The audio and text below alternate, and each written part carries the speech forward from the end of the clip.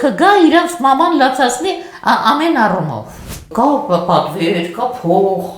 Ցածր որակի մարդկանց բերում են իշխանության, որպեսզի իրանք հեշտ գնվեն։ Իրանք աստծուց գոյացած տեսակ չեն։ Մեր լավագույն 3 տղամարդը նստած են։ Հեռախոսով իրար պաշոլանելու ժամանակը չի։ Բարև ձեզ հարգելի հետևորդներ, մեր տաղավարում հյուրընկալել ենք հայագետ Լիա Ավետիսյանին։ Տիկին Ավետիսյան, ողջունում ենք ձեզ մեր տաղավարում։ Տիկին Ավետիսյան, անշուշտ հետևում եք վերջին իրադարձություններին եւ որպես հայագետի ձեր գնահատականն ու դիտարկումներն են հետաքրքիր։ Երկու սրբազաններ այս պահին կալանավորված են, եկեղեցին պարբերաբար շարունակվում է թիրախավորվել, քարկոծվել եւ վարչապետն ու իր թիմն էլ պնդում են, որ պետք է ամենայն հայոց կաթողիկոսը Գարեգին II հրաժարականը ներկայացնի։ Դուք ինչ ունեք ասելու որպես հայագետ։ Գիտես ինչ, ես իշխանության բան չունեմ ասելու, ես չեմ հիասթափեցնում, այլտեղ չկա հիասթափվելու, այսինքն երբեք ոչ էլ հիացած եմ եղել, բայց ես ուզում եմ կոչ անեմ մեր սիրելի ժողովրդին, մեր սիրելի հայոց տիկնանց Փափկասուն, որ այդքան խանդավառվել են, սկսել են եկեղեցու անկողնի շորերը բան անել, վեր ու վար անել, այդ շատ ամոթ է, դա մեծ գոռոզություն է, այսինքն իրանք ասում են, որ մենք սուրբ ենք, իսկ եկեղեցին սուրբ չի, այդպիսի խանդավառություն ես մեկ էլ հիշում եմ տեղի ունեցավ 19 թվին, երբ որ այս իշխանությունը շնորհեց բանակային տղաներին իրավունք ունենալ ձեռքի հեռախոս։ Բա այդ ինչ խանդավառություն էր, վերջապես տխուս հետ ամեն օր կխոսեմ, այն որ այդ հեռախոսը իրան թիրախ դարձրեց, ցանկացած հեռախոս թիրախ է դարձնում, իրանց կարճ խելքով չհասկացան, այն որ ինքը ասեց ելակ եմ ուղարկելու, համով ճաշեր եմ ուղարկելու ու այդ մենյու AM-ի աշխատակիցներին ազգային անվտանգությունը ստուգելա, իրանք ով էին, իրանք իմաստվող էին, ամեն ստորաբաժանման մասին, իրանց ապոշ խանդավառությամբ, իրանց երեխեքին զոհաբերեցին, նո այդպես չի կարելի, դատարկ տեղը ամեն վարկյան խանդավառվել ուրախանը, ոնց որ խանդավառվել են 18 թվին Էժան Բանանի համար, եղավ բա, հային սազականը, բաներ կան, որ մեզ ուրիշին կարող է սազականը, մեզ սազական չի, ամոթ է մեր դեպքում, որովհետև մենք շատ հին ազգ ենք, մենք շատ խելացի, հասկացող, իմաստուն ազգ ենք, ու հանկարծ ես ցանցար բաների համար մենք ուրախանանք, թրջկոտենք ու էլի զոհտանք, էլի, իրանք հաշվարկել չգիտեն, իրանք չգիտեն ինչա դա բերելու, իսկ բերելու է այդ, որ թուրքը գա իրանց մաման լացացնի ամեն առումով, որտեղ այդ շենքերը, որ կառուցում են բոլոր թաղամասերում, այդ հույսով են կառուցում, որ լցնեն թուրքերով, ես եք ուզում, ասում եք վերկեկենամ կգնա, ոչ, արդեն Եվրոպան, Ամերիկան պատրաստվել են, ձեզ չեն ընդունելու, իմ սիրելիներ, չեն ընդունելու, դուք հաշվի առեք, որ ձեր ապագան այստեղ է, ըստ դրակ այդ ապագան պլանավորեք, գիտես ինչ, ապագան այնպիսի բան է, ընդհանրապես իրականությունն է, այնպիսի բան է, որ բոլոր կողմերից պետք է շատ խելացի լինես, որ նկատես, ես հիշում եմ բաներ, Կաննի փառատոնում 86 թվականին ռեկլամային ֆիլմերի փոքր փառատոն կար դրա ներքո, մենք էլ մեր ֆիլմով գնացինք այդտեղ, իմիջիալոց երրորդ տեղը զբաղացրեցինք, իսկ երկրորդ տեղը զբաղացրեց այսպիսի ֆիլմ, 30 վայրկյանանոց էր, ուրեմն կամերան ցույց է տալիս հետևից, ինչպես մի երիտասարդ տղա սափրած գլխով վազում է, հետո ցույց է տալիս կողքից, ինչպես ինքը վազում է ու մի հատ պապիկի հրում է, պապիկը ընկնում է, հետո ցույց է տալիս վերջի 10 վայրկյանը վերևից, երբ որ երևում է, որ բեռնակիր բանը կրանը թողել է իր ծանր բեռը և ընկնելու է հեսա պապիկի գլխին, Իրան այդ տղան փրկեց, բայց երբ որ նայում ես երկրորդ մասը չես հասկանում, որ փրկում է, կարծում ես խուժանություն է անում։ Պետք է մի քիչ հեռահար նայել, պետք է մի քիչ խորը ուսումնասիրել, այդպես միանգամից ուրախանալ, ճղճղալ, իրար հայհոյել, սխալ է, էլի մեզ չի սազում։ Մինչև հուլիսի 5-ը վարչապետը ասել է չի հայհոյելու։ Հուլիսի 5-ից հետո ինչ սպասել։ Դե ոնց ինքը ոնց կարող է չի հայհոյել, ինքը շատ փոքր բառապաշարի տեր է։ Հայհոյում են, որպեսզի բառապաշարի սակավության պատճառով արտահայտեն իրենց մտքերը։ Փոխանակը նստեն եւ վայվույ անեն։ Թող գնան այդ երկու սրբազաններին եւ բանին ազատեն կալանքից, թող իրանց կամքը ցույց տան, ամոթ է, ամեն մեկը տանը նստած է սափորում, իսկ այն մարդիկը անազատության մեջ են, մեր իրական սրբերը։ Տիկին Ավետիսյան, եկեղեցու շուրջը ծավալված այս իրադարձությունները, հա, որ վերջին շրջանում եղան, նաև վեհարանն էին փորձում գրոհել, պատմության խորքերը գնալով որևէ դրվագ ձեզ հիշեցնում է, որ նման դեպքերի է եղել։ Այդպիսի բան չի եղել։ Այդ դեպքում այսօր հիմա ինչու է այս պատկերը կա Հայաստանում։ Որովհետև կա պատվեր, կա փող, կա մեծ փող։ Հենա գնաց Ստամբուլ, կնիկը մանեկա, վարիվ արեց, վայրեց, բայց դրա համար է, ամեն տեղ այս ցածր որակի մարդկանց բերում են իշխանության, որպեսզի իրանք հեշտ գնվեն։ Հենա մակարոնը քանի հանցագործության համահեղինական պահում են, որտեղ ինքը պետք է, որպեսզի Ֆրանսիայի վերջը տա։ Նույնը կատարվում է Հյուսիսային Եվրոպայի երկրներում, հարավային Եվրոպայի երկրներում, Իտալիայում, երեք քրեական հոդվածի տակ է,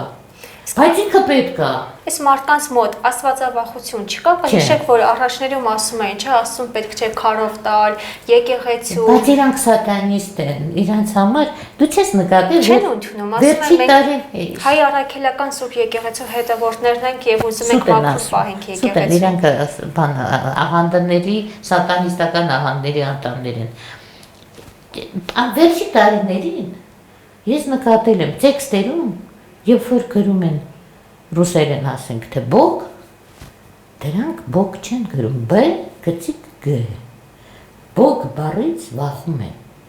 Աստված բառից վախում են, որովհետև իրանք ճիշտ հակառակ դավանանքի կողմնակից են։ Այդ շատ հետաքրքիր է։ Իրանք Աստծուց գոյացած տեսակ չեն, հակառակն են։ Իրանք մեր հակառակորդն են բոլոր առումներով։ Ճիշտ է, բանը երբեմն ասում ես լավ, փիլիսոփայորեն դատենք, բանը Ժիրինովսկին ասում էր, միգուցե բանը մարդկանց բանտում պահելը աքսորերը ճիշտ է, որովհետև արդյունքում ստացվում է Դոստոևսկի, ստացվում է Սալժենիցին, բայց մեր դեպքում էլ Թումանյանն նստել, Իսահակյանն նստել, Տիկին Ավետիսյան, վերջերս նաև Նիկոլ Փաշինյանը այցելեց Ստամբուլ եւ հանդիպում ունեցավ Էրդողանի հետ։ Ինչ սպասել այս հանդիպումից, դուք դրական տեղաշարժեր նկատում եք, սպասում եք։ Ում կողմից, ում համար դրական։ Թուրք-հայկական հարաբերություններում։ Այդ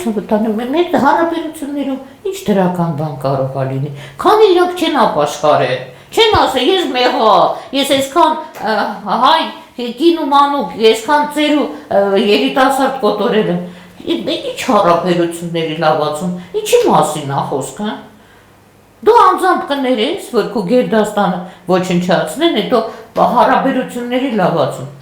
Ժողովուրդը մի կողմ, բայց եթե պետությունը պետական մակարդակով պահանջատեր չի կանգնում, այդ դեպքում ինչ անել։ Դե դրա համար էլ պետության գլխին բերել են այս մարդիկ։ Մեկի անունը Արարատ, մեկի անունը Մասիս, բանի անվտանգության։ Գետինը մտնեք, ուրիշ անուններ, վերցեք Թուրքի անուններ դրեք։ Արարատ անունով գնացել ես, իսկ բանը Էրդողանը նկատել ես ոնց է իրան պահում։ Ինքը սուլթանի պես է պահում։ Ծեր, բան, բայց սուլթան է ինքը։ Նիկոլի վրա ասենց հեգնանքով նայում է, ես էլ խլբլում է այդեղ իր գիրքը ձեր բանը անում, գրկում է սիրահարված։ Ես նեղվում եմ, ես ամաչում եմ, որ իմ երկիրը, իմ ազգը ներկայացված է այսպիսի մարդկանցով, Արարատ Միրզոյան։ Ես չեմ Ինչ ելքեր եք առաջարկում։ Դուք ում եք տեսնում հաջորդը։ Ես ասել եմ, ես ոչ մի կուսակցության չեմ վստահում, որովհետև իրանք բոլորը դերածու են, բոլորը։ Քանի տարի, 30 քանի տարի այդտեղ նստած են, ինչ արեցին, ինչ լավ բան արեցին այս երկրի համար, մենք գործարան բացեցին, մենք պրոֆտեխ ուսումնարան բացեցին, որ երեխեքը փեշակ ստանան գնան գործարանում աշխատեն։ Չեն արել, իրանք ինչ են արել մեր երկրի համար։ Իսկապես, մարդկային ժողովը, ինչ են արել։ Մենք իրանք հաշվետվություն պետք է տան այս ժողովրդին։ Այս 5 կուսակցությունները ինչ են արել։ Անցյալ տարի գնացին Սրբազանի հետևից Սրբազան պայքարում մասնակցեցին։ Հետո որ դալանները փախան, որ բակերում թաքնվեցին։ Հիմա նորից հուսանք, որ իրանք իմպիչմենտ են անելու, այն տարի ինչի չարեցին։ Ոչ, այդ թյուր ընտրությունն է։ Այդ դեպքում ինչ է սպասվում Հայաստանին, ինչ կանխատեսումներ ունեք։ Գիտես ինչ, ես ասել եմ ու ասում եմ, այս երկրի գլխին պետք է կանգնեն զինվոր և քահանա, ոչ մի կուսակցություն, կուսակցությունները առնելու ծախելու բան են, ոչ մի արդար կուսակցություն ես չեմ ճանաչում, կոմունիստական կուսակցություն, ես իմ տոմսը մինչև հիմա պահել եմ, ուր եք, այ անամոթներ, բայց ես ազգի ժողովուրդը իրավունքներ չունի, ես աղջիկները գնում են առավոտյան խանութ, աշխատելու, սաղորը ոտի վրա, հետո գնում են տուն, ձեռները 3000 դրամ է։ Այդ ոնց պետք է յոլա տանեն իրանց երեխեքին, ոնց իրանց գլուխը պետք է պահեն։ Վարսավիրանոցներում, այդ կանայք, որոնք գլուխ են լվանում, իրանք աշխատավարձ չեն ստանում։ Իրանք այն հույսին են, որ հաճախորդը իրանց մի քանի կոպեկ կտա։ Արձակուրդ են գնում, արձակուրդային չկա։ Դա ինչ խայտարակությունն է։ Հայը ինչու պետք է այս շանորը ընկնի, զվամոտ չի։ Այսինքն մարդու, աշխատող մարդու իրավունքները այնքան են ոտնահարված, ինչպես Աֆրիկայում։ Այդպես չի կարելի։ Եվ այս ժողովուրդը իր այդ քենը, իր մաղձը, այդ իր հիասթափությունը թափում է իրար հանդեպ։